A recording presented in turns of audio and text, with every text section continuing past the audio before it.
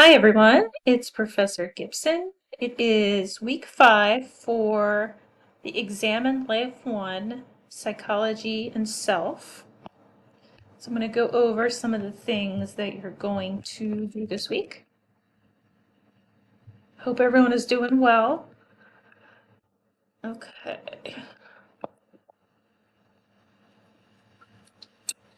So instead of a final exam in this class, you have a final essay or what we call a culminating paper. So there's going to be a part 1 and a part 2.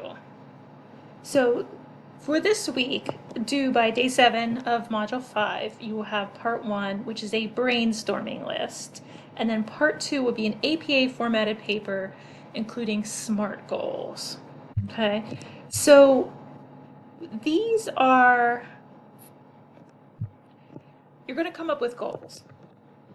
And you're going to base them on choosing 3 of these identity concepts: learning style, thinking style, values, morals, ethics, attachment style, biases, or habits.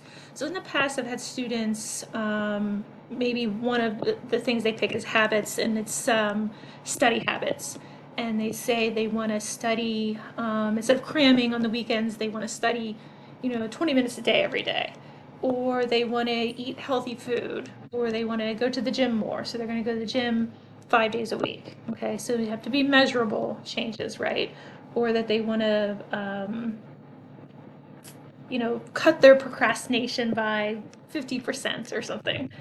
So you're going to brainstorm these ideas, and then when you write your final paper at the end, you're going to find data that kind of backs these up. So let's say one of your goals is to get more sleep. You only get 5, 6 hours of sleep.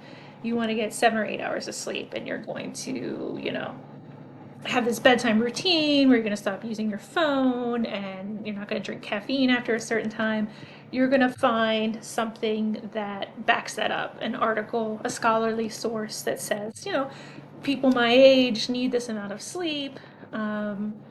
The science shows that this is good for optimal health, and here's the way to go about it.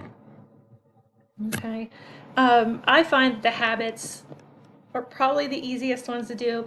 Moral and ethics, learning style. You could do something like, I know my learning style is, visual, so I'm going to study more by using, Quizlet, something like that. Attachment style, you could do something with, I find that's a little harder, biases, but whatever 3 of these you want to choose, and then here's some questions you can ask yourself. Why do you want to make the change? How are you planning to make the change? What will the positive impacts of this on your personal and educational life be? So, I'm going to study more, so hopefully I get better grades. I'm going to stop procrastinating so that I have less anxiety. I'm going to sleep more so that I'm better able to pay attention in my classes, that kind of thing. And then what could get in the way? What roadblocks exist? What's the current situation that doesn't allow for change? Maybe you want to eat healthier, but you're in college and you don't have a car, and it's hard to access grocery stores or something like that. Okay, so here is all the instructions for that. Then you have the typical discussions this week. So in Born a Crime, you should be reading about the dance, which is a very funny chapter. If you have a chance to get Trevor Noah's book on Audible, he reads it, and it's so much funnier when he reads it. You're going to read in your OpenStax book about the just world hypothesis, in-groups, out-groups, and scapegoating. Okay, and then this competition and cooperation section. So the just world hypothesis is basically the idea that life is fair or just. It's kind of synonymous with karma, that what goes around comes around. So people tend to think that people get the outcomes they deserve. So if someone sees someone, laying in the street and they're homeless and, addicted to drugs, someone might think, well, they made bad decisions and that's why they ended up where they are. Instead of realizing that that outcome can happen to anyone, no matter what decisions you make in life.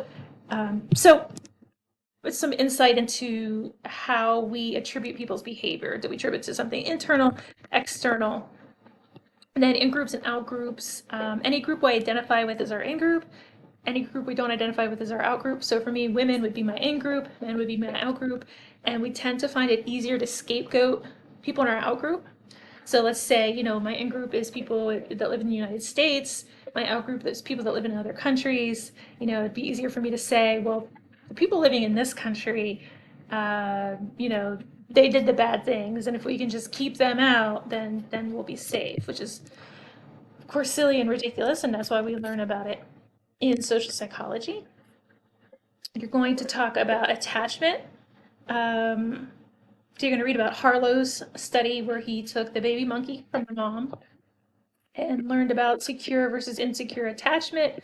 And Mary Ainsworth built on that research to come up with 4 attachment styles. Actually, I think she came up with 3, and they added the 4th style later. And then you're going to do a reflection on Born a Crime. You should be in chapters 8 through 11.